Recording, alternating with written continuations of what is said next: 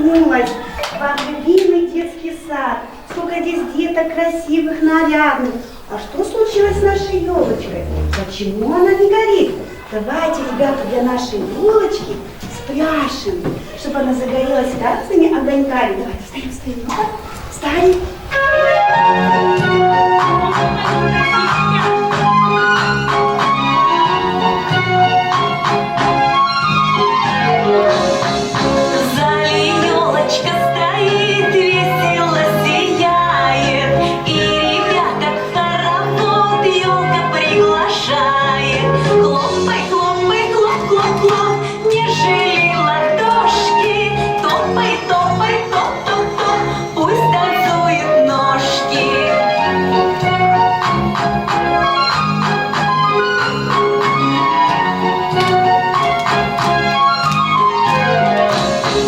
Ближе к